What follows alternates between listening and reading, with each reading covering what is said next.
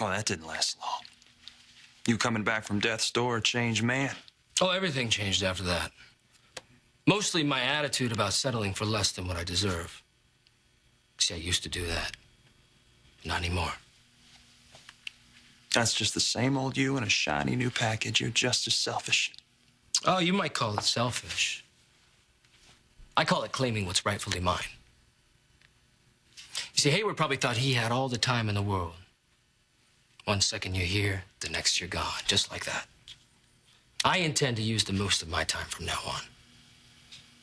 By destroying people? No, just you. This company was always meant to be mine. Till the man who created it had second thoughts.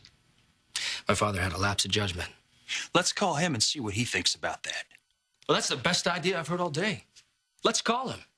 Tell him you married his ex-wife, the one he disinherited me over. Maybe he'll change his tune. Maybe he'll cheer me on while I grind you with dirt.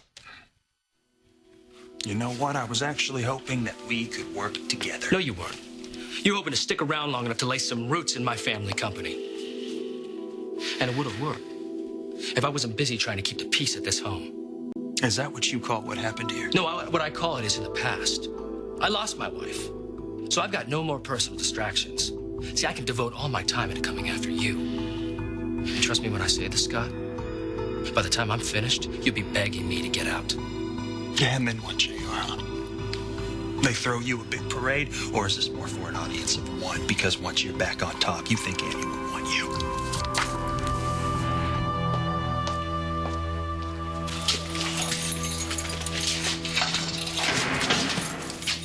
What happened?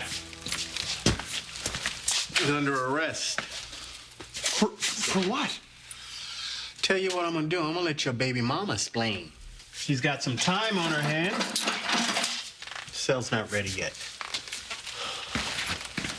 Kendall, what'd you do? Well, allegedly, I had a little fire using the fake evidence that David had on Greenlee. God, Kendall. Well, you knew Liza was going to use this in court. She was going to use it against you for murdering David. So you stole it and you burned it? What were you thinking? That I was helping a friend. Two friends, actually. But look, it got you arrested. Yeah, well, I wasn't planning on getting caught. Obviously you weren't. Did you think about the boys? Yes. Obviously, I did. And one of my boys' names is Spike Lavery. And his father, that would be you, is headed for prison. So I took a chance and thought I would help him and Greenlee. So I'd appreciate a little gratitude instead of this stupid lecture, okay? Thank you. Did you see Liza? Oh, yeah. Bad? Broomstick bad. I want my car dusted for her fingerprints. We found your briefcase at her house. You know what? I don't care, Jesse. Kendall has slipped out of trouble before, and I'm not going to let her get away with it this time. So you're going to throw the book at her, are you? Yes, damn right I am. Even though that so-called evidence is a big old sack of lies? I don't know what you're talking about. You don't know. Liza, I know you. You're working some angle here. You used to be Hayward's lawyer. Mm-hmm. You ever heard of attorney-client privilege?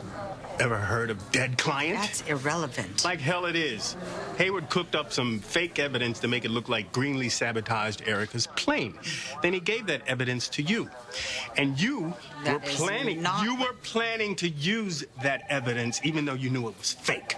So do not quote the law to me, Madam DA.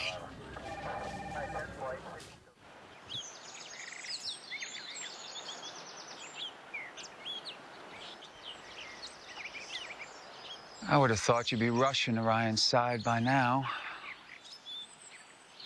Leave me alone. I'm sure he's waiting for you. Or is he? Maybe Madison's already there. You might want to hurry. I didn't leave you because of Ryan. Oh, Greenlee, please. Can we at least be honest with one another, now that I'm dead? The truth is, it was because of you. Your paranoia, your possessiveness. Ouch. You blame everyone but yourself. Me, Ryan, the world. Yes, I know. I'm the man who's just too angry to love, right? So unlike Ryan. He went to jail for me. And I would have died for you, Greenlee. Stop it.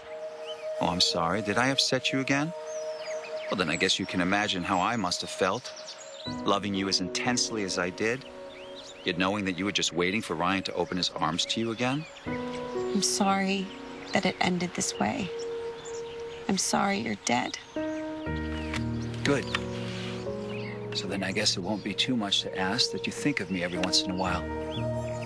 Think of the man who loved you unconditionally. The man who sat at your bedside day after day, month after month, using all of his talents to keep you alive. Think of the man who would have sold his soul to hear you whisper his name because he loved you beyond compare.